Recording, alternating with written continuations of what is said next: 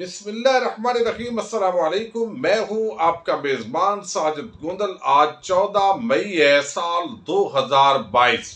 سیالکوٹ جلسے میں عمران خان نے اپنی زندگی کی آج خطرناک ترین تقریر کر دی ہے۔ بند کمروں میں خان کے قتل کی سازش کون کر رہا ہے، ویڈیو ریکارڈ کر دی گئی ہے۔ اسٹیبلشمنٹ کے خلاف بیان کے ایک دن بعد اس سٹیٹمنٹ نے کس طرح ہلچل مچا کر رکھ دی ہے اور آنے والے دنوں کے اندر اس کا کیا امپیکٹ پڑے گا، اس پر تفصیل کے ساتھ ہم بات کریں گے۔ شہباز شریف، خواجہ آصف اور مریم اورنگزیب کے خلاف مقدمہ درج کرنے کی ایک شہری کی طرف سے درخواست دی گئی ہے۔ یہ بھی انتہائی اہمیت کی عمل ہے۔ یہ پہلے میں آپ کے سامنے رکھتا ہوں چونکہ آج کی جو تقریر ہے اس کے بعد پاکستان کے اندر اب ایک بڑا جذباتی ماحول پیدا ہونے جا رہا ہے۔ یہ ایک شہری ہے، انہوں نے درخواست دی ہے بخدمت جناب city chief police officer Lahore. عنوان: درخواست بابت اندراج مقدمہ برخلاف میاں محمد شہباز شریف والد محمد شریف۔ نمبر 2، خواجہ محمد آصف والد خواجہ محمد صفدر، محمد احسن اقبال والد محمد اقبال، مریم اورنگزیب دختر محمد اورنگزیب و دیگران۔ جناب عالی، یہ بڑی عام درخواست ہے۔ آپ دیکھیے، جناب عالی، محمد یاسین والد امانت علی سکنہ محمد اینڈ احمد 26 دی مال لاہور کا رہائشی ہوں اور ایک محب وطن شہری ہوں۔ پاکستان کے قانون کی پاسداری کرتا ہوں۔ الزام ریان خداداد مملکت پاکستان کے وزیر اعظم و کابینہ ہے جو غیر قانونی طور پر پاکستان کے مفرور اشخاص میاں محمد نواز شریف، حسن نواز شریف، حسین نواز شریف اور اسحاق ڈار وغیرہ کو ملنے کے لیے لندن سرکاری خرچہ پر گئے تھے اور ملک میں مجرمانہ سازش کے تحت مفرور اشخاص کے ساتھ مل کر افراتفری پیدا کرنا چاہتے ہیں۔ ان کے خلاف اشتہاری کو پناہ دینے اور اشتہاری کو ملنے کی دفعات کے تحت مقدمہ درج کیا جائے۔ اب تاکہ عین کرین انصاف ہو سکے، قانونی طور پر حکومت پاکستان کی نمائندگی کرتے ہوئے شہباز شریف اور دیگر کابینہ کے اشتہاری نواز شریف و دیگر کو گرفتار کر کے تعزیرات پاکستان کے سیکشن 172 اور 216 کی خلاف ورزی کی ہے، لہذا مقدمہ درج کیا جائے۔ عرض محمد یاسین والد امانت علی سکنہ محمد اینڈ احمد۔ اب یہ ایک بڑی عجیب بات ہے، لیکن میں سمجھتا ہوں اس شہری نے قانونی حوالے سے ایک بڑی عام یہ درخواست دی ہے کہ ایک اشتہاری ہے، مجرم ہے، ملک کے وزیر اعظم اور کابینہ کا کام ہے لا انفورسمنٹ ایجنسیز کی معاونت کرنا اور اس مجرم کو قانونی اداروں کے حوالے کرنا، لیکن یہاں پر تو باقاعدہ جو مجرم ہے وہ اس ملک کو چلانے کے حوالے سے پوری حکومت اس کے سامنے سرنڈر کی ہوئی ہے۔ سیالکوٹ کے اندر دن بھر جو تماشا چلتا رہا اور مسلم لیگ نون نے آج اقلیتی کمیونٹی کو استعمال کرنے کی کوشش کی، بار بار مذہب کارڈ کے اندر بھی عمران خان کے خلاف نون لیگ کو منہ کی کھانی پڑ رہی ہے اور عوام اس وقت پوری صورتحال دیکھ چکی ہے۔ کبھی فرا گوگی کا نام، کبھی توشہ خان، کبھی مسجد نبوی کی توہین اور آج اقلیتوں کے خلاف بھی ایک مذہب کارڈ استعمال کرنے کی کوشش کی گئی، لیکن بالآخر یہ جلسہ ہوا۔ عوام کی بڑی تعداد تھی، راستے میں لوگ زیادہ تھے، جو جلسہ گاہ سنگل یہ روڈ تھا جہاں نہیں پہنچ سکے، لیکن بہرحال مجمع ایک بہت بڑی تعداد جو ہے ظاہر ہے آج پورے سیالکوٹ میں نظر آ رہی تھی۔ لیکن آج کی جو تقریر ہے اس کے اندر میں سمجھتا ہوں کہ دن بدن عمران خان کا جو لہجہ ہے وہ جارحانہ ہو رہا ہے۔ وہ ملک کا وزیر اعظم رہا ہے، بہت ساری چیزیں ان کے سامنے ہیں اور وہ شاید وقت کے ساتھ ساتھ آگے لانے کی کوشش کر رہے ہیں، لیکن اس کا جو امپیکٹ ہے وہ آنے والے دنوں کے اندر بڑا خطرناک ہوتا دکھائی دے رہا ہے۔ خدا نخواستہ پاکستان کے جو تمام ادارے ہیں وہ یقیناً قابل عزت ہیں، احترام ہیں، لیکن کچھ چیزیں ایسی ہیں جس کی وجہ سے یہ تلخی میں اضافہ ہو رہا ہے، چونکہ لوگ یہ سمجھ رہے ہیں کہ شاید اس امپورٹڈ حکومت کو لانے کے اندر ان اداروں کا کردار ہے۔ اور گزشتہ روز جس طرح شری مداری اور عمران خان نے واضح اظہار کر دیا ہے، اب اس کے بعد جو ہے وہ اداروں پر، اداروں کی شخصیات پر، اداروں پر تو کوئی بھی حملہ نہیں کر رہا، ان کی جو شخصیات ہے ان پر یقیناً الزامات لگنے شروع ہو چکے ہیں۔ اب آج کی جو تقریر ہے اس میں انہوں نے سیالکوٹ کا ایک تو شکریہ ادا کیا اور سارے راستے بند ہونے کے باوجود انہوں نے بتایا کہ جلسے کے اندر لوگ پہنچے ہیں، ابھی راستے میں بھی ہیں، مجھے جو ہے 1 گھنٹہ لگا ہے یہاں پہنچنے کے اندر۔ وہ کہتے ہیں سازش کے تحت گراؤنڈ میں جلسہ کرنے سے روکا گیا ہے۔ اب آگے جو انہوں نے بات کی وہ کہتے ہیں نواز شریف کی نون لیگ نے آج ایک حرکت کی، انہوں نے عوام کو روکنے کی کوشش کی، ان کے ساتھ ملک کی بڑی بیماری زرداری اور ڈیزل بھی ملا ہوا ہے۔ ہمارے دور میں کبھی ان کے جلسے یا لانگ مارچ نہیں روکے گئے، یہ لوگ ہر 3 ماہ بعد حکومت گرانے آتے تھے۔ پھر وہ کہتے ہیں کہ نواز شریف اور 3 اسٹوجز آج غور سے میری بات سن لیں، دنیا کی تاریخ میں آج تک کوئی انقلاب کو نہیں روک سکا، اور آج جو سیاست نہیں ہو رہی بلکہ انقلاب آ رہا ہے۔ قوم تحریک آزادی کے بعد دوسری تحریک آزادی چلا رہی ہے۔ اس انقلاب کو گیدڑ نواز شریف نہیں روک سکتا، اور انہوں نے بتایا کہ اس انقلاب کو تمہارا کرپٹ بیٹا نہ 18 قتل کرنے والا وزیر داخلہ روک سکتا ہے۔ میری جماعت نے ہمیشہ پرامن احتجاج کیا، لہذا انہوں نے بتایا کہ ہم پرامن احتجاج کریں گے۔ لیکن آگے جو انہوں نے بات کی، انہوں نے کہا کہ میرے خلاف بند کمروں میں ایک سازش ہو رہی ہے، بند کمروں میں ملک سے باہر اور ملک کے اندر سازش ہو رہی ہے۔ وہ چاہتے ہیں کہ عمران خان کی جان لے لی جائے۔ انہوں نے کہا کہ سازش کا پہلے بھی پتہ تھا، لیکن چند دن پہلے مجھے پورا علم ہو چکا ہے۔ اب ایک بندہ اگر یقین کی بنیاد پر اس کے پاس ایسی انفارمیشن ہے جس حوالے سے وہ اتنا بڑا دعویٰ کر رہے ہیں، تو یہ ایک بڑی خطرناک بات ہے۔ ملک کا ایک سابق وزیر اعظم ہے، اس سے سیکیورٹی لے لی جائے اور مریم جیسی خاتون کو سیکیورٹی دے دی جائے، لیکن یہ اس پر حیرت بھی ہے اور لوگ سوال کھڑے کر رہے ہیں۔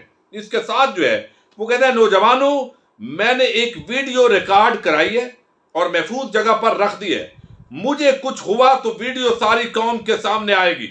ویڈیو میں ان سب کے نام لیے ہیں جو سازش میں ملوث ہیں۔ مجھے کچھ ہوا تو چاہتا ہوں سب کو پتہ چلے کون کون اس سازش میں ملوث تھا، کون کون اس سازش میں ملوث ہے۔ ویڈیو میں سب کے نام لیے ہیں۔ انہوں نے کہا کہ ویڈیو میں یہ بھی بتایا ہے کہ کس طرح میری حکومت گرائی گئی اور آگے کیا کرنے جا رہے ہیں۔ پاکستان میں طاقتور ہمیشہ بچ جاتا ہے، اس لیے ویڈیو ریکارڈ کرا کر محفوظ رکھی ہے۔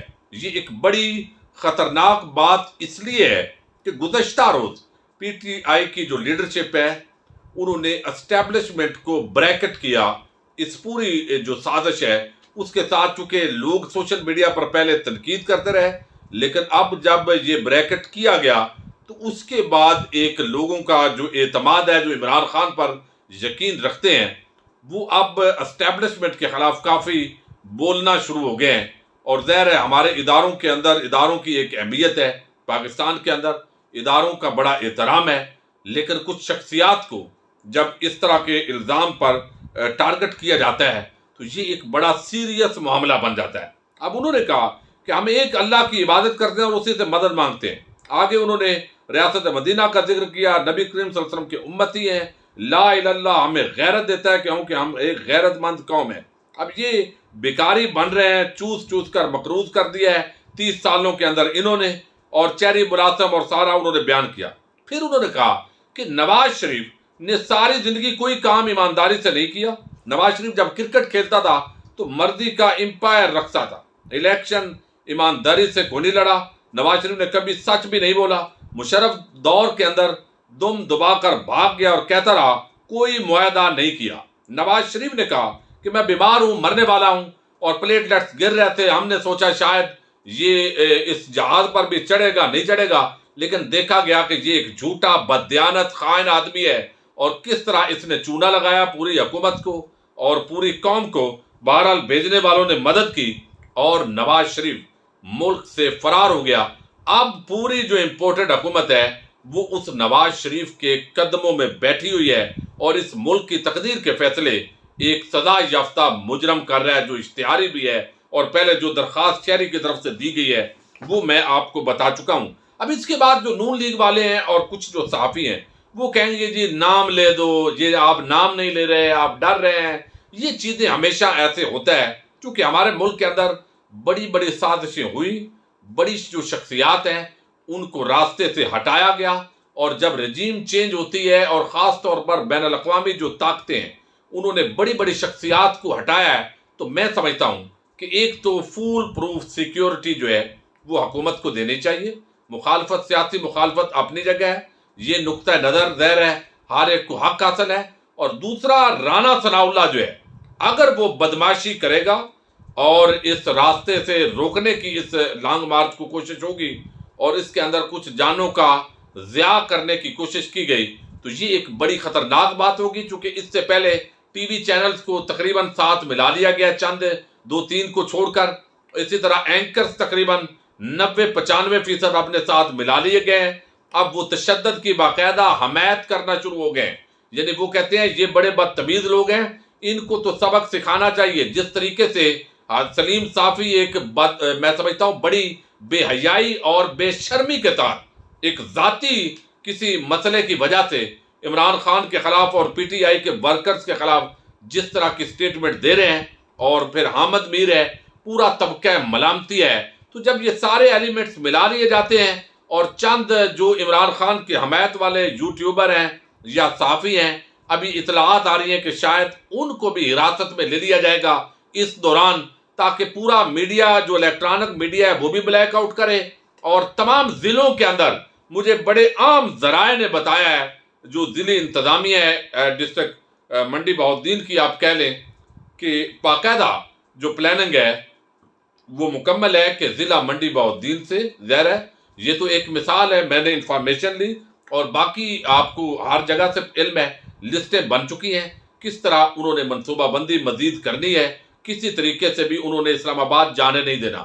تو بعد میں یہ کہیں گے پہلے روکیں گے پولیس کے ذریعے اور تشدد کریں گے، گرفتاریاں کریں گے، حراست میں رکھیں گے، اور بعد میں جو رانا لیگی بدماش ہے وہ بولے گا دیکھیں عوام ان کے ساتھ ہے ہی نہیں، آئی نہیں ہے، اور پھر وہ جو طبقہ ہے وہ جو معزوز ہوگا جو تھوڑا تشدد پر، ویسے تو عدم تشدد کے وہ بڑے پرچار کرنے والے ہیں، لیکن منافقت اور بے شرمی آج کل صحافت اور سیاست کے اندر انتہائی اس کی امیزت سے زیادہ ہو گئی ہے، دیانت امانت اور محب وطنی یہ کم رہ گئی ہے، چونکہ اب باقاعدہ وہ ڈالنا شروع کر دیا ہے، یعنی ایک جو صحافی ہے اس کو سرکاری جاب مل گئی ہے، نجم سیٹھی کو بھی مل جائے گی، 2-4 کو اور بھی مل جائے گی، تو یہ ان کی جو نوکری ہے یہ شریف خاندان کا اور یہ پوری جو امپورٹڈ حکومت ہے اس کا خاصہ ہے۔ اور میں حیران ہوں کہ وہ پیپلز پارٹی جو بڑی انسانی حقوق کی چیمپئن بنتی تھی، ان کے لوگ بھی اب تشدد کی حمایت کر رہے ہیں۔